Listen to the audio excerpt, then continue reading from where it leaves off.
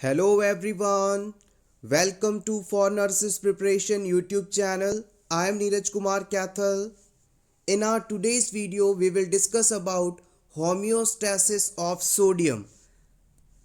आज के इस वीडियो में हम बात करेंगे होम्योस्टेसिस ऑफ सोडियम के बारे में, यानी कि कैसे हमारी बॉडी सोडियम की मात्रा शरीर में कम होने पर उसे रिटेन करती है और सोडियम की मात्रा ज़्यादा होने पर उसे बॉडी से एक्सक्रीट आउट करवाती है। सोडियम का संबंध सीधा सा हमारे ब्लड प्रेशर से है। अगर हमारी बॉडी में सोडियम बढ़ता है तो वाटर भी बढ़ेगा और ब्लड प्रेशर भी बढ़ेगा। आइए इस चीज को आगे डिस्कस करते हैं।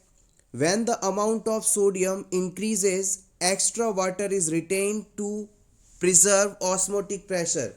जब हमारे बॉडी में सोडियम इंटेक बढ़ जाता है, हम ज़्यादा मात्रा में साल्ट या सोडियम का इंटेक करते हैं, तो इस सिचुएशन में ऑस्मोटिक प्रेशर को मेंटेन करने के लिए, प्रिजर्व करने के लिए जो सोडियम के साथ वाटर भी एक्सेसिव रुकने लगता है। Increase sodium and water increases blood volume and blood pressure. हमारी बॉडी में इस बढ़े हुए सोडियम और वाटर के कारण ब्लड वॉल्यूम और ब्लड प्रेशर भी बढ़ने लगता है। जब हमारी बॉडी में ब्लड प्रेशर बढ़ने लगता है तो हमारी बॉडी ये चाहती है कि इस बढ़े हुए ब्लड प्रेशर को नॉर्मल किया जाए।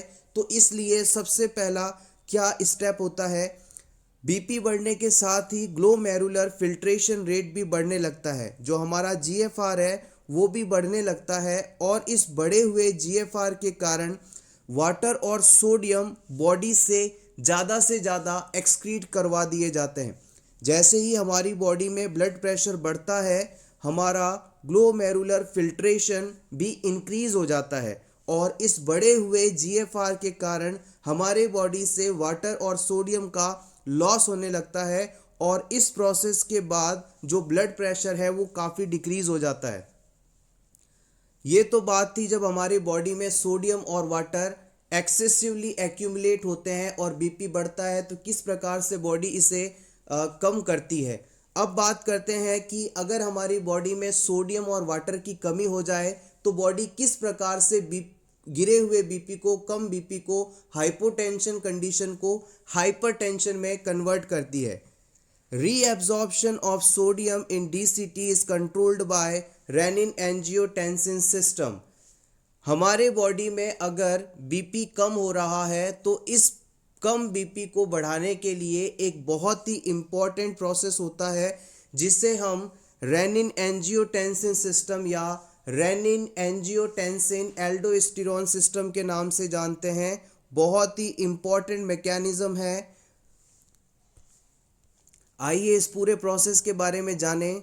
रेनिन एंजियोटेंसिन सिस्टम, यहाँ पर इस पूरे मैकेनिज्म में कुछ इम्पॉर्टेंट एंजाइम्स हैं जो रिलीज होते हैं और इन एंजाइम्स के कारण ही ये पूरी मैकेनिज्म कंप्लीट हो पाती है।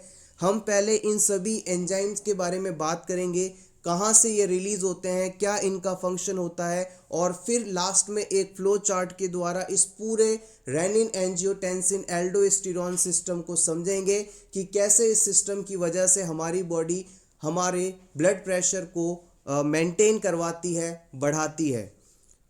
रेनिन एक एंजाइम है जो कि हमारे नेफ्रॉन्स या किडनी से रिलीज होता है।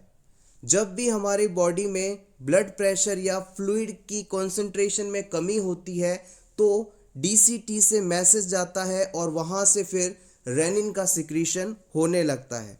नेक्स्ट जो इम्पॉर्टेंट एंजाइम जो है वो है एंजियोटेंसिनोजन। एंजियोटेंसिनोजन का रिलीज लीवर द्वारा किया जाता है। थर्ड आता है एंजियोटेंसिन कन्वर्टिंग एंजाइम, ये आपके लंग्स के द्वारा सिक्रीट होता है। लास्ट है एल्डोस्टेरोन जो कि एड्रिनल ग्लैंड से रिलीज होने वाला हार्मोन है। आप चाहें तो इसका स्क्रीनशॉट ले सकते हैं। अगर आपने ये चार चीज़ें याद कर ली तो उसके बाद आपको इस पूरी मैकेनिज्म को समझने में दिक्कत नहीं आएगी। फर्स्ट क्या है, रेनिन जो कहाँ से सिक्रीट होता है, किडनी से। फिर आता है एंजियोटेंसिनोजन, ये कहाँ से रिलीज होगा, लीवर से। फिर आता है एंजियोटेंसिन कन्वर्टिंग एंजाइम, ये आपके लंग्स से रिलीज होता है। और लास्ट में है एल्डोस्टेरॉन, जो कि आपकी एड्रिनल ग्लैंड या सुप्रारीनल ग्लैंड से रिलीज होता है।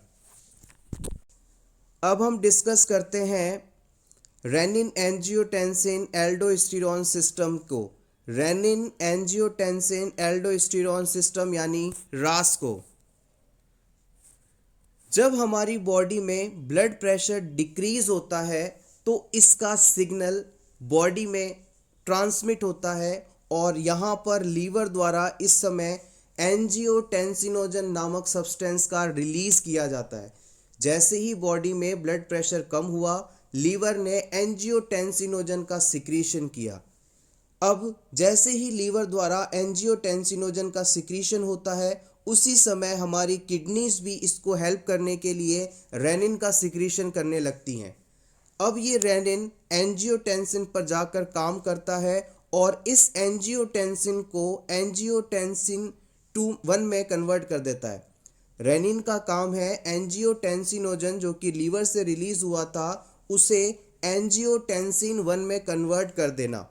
अब इस एंजियोटेंसिन 1 को एंजियोटेंसिन 2 में कन्वर्ट करना है और इसके लिए एंजियोटेंसिन कन्वर्टिंग एंजाइम यानी ACE की आवश्यकता होती है और ये लंग्स द्वारा रिलीज किया जाता है। जैसे ही एंजियोटेंसिन 1 एंजियोटेंसिन 2 में कन्वर्ट हो जाता है, ये एंजियोटेंसिन 2 जाकर सीधा एड्रिनल ग्लैंड पर काम करता है और वहाँ से एल्डोस्टेरॉन हार्मोन सिक्रीट करवाता है। अब ये एल्डोस्टेरॉन जो है नेफ्रॉन पर जाकर काम करता है और नेफ्रॉन पर काम करने के बाद वाटर और सोडियम को बॉडी से बाहर नहीं जाने देता, यानी कि इसे रीअब्जॉर्ब कर लेता है, सोडियम और वाटर का रिटेंशन करवाता है। और हम जानते हैं कि हमारी बॉडी में यदि सोडियम और वाटर बढ़ेंगे तो ब्लड प्रेशर भी बढ़ने लगेगा। सो फाइनली बीपी बढ़ने लगता है और हमारी बॉडी इस लो बीपी कंडीशन से नॉर्मल बीपी वाली कंडीशन में आ जाती है। एक बार फिर से हम इस पूरी मैकेनिज्म को समझ लेते हैं। रेनिन एंजियोटेंसिन एल्डोस्टेरॉन सिस्टम ऐसी मैकेनिज्म है जिसके द्वारा हमारी बॉडी में यदि ब्लड प्रेशर कम हो जाए तो उसे वापस नॉर्मल करवाया जाता है। सबसे पहले बात करें तो जैसे ही हमारी बॉडी में ब्लड प्रेशर कम होता है, लीवर के द्वारा एंजियोटेंसिनोजन का सिक्रीशन होता है।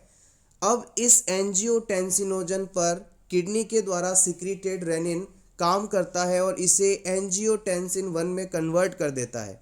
अब इस एंजियोटेंसिन 1 पर लंग्स के द्वारा सिक्रीटेड एंजियोटेंसिन कन्वर्टिंग एंजाइम काम करके इसे एंजियोटेंसिन 2 में कन्वर्ट कर देता है। अब ये एंजियोटेंसिन 2 एड्रिनल ग्लैंड पर जाकर काम करता है और यहाँ से एल्डोस्टेरॉन का सिक्रीशन करवाता है।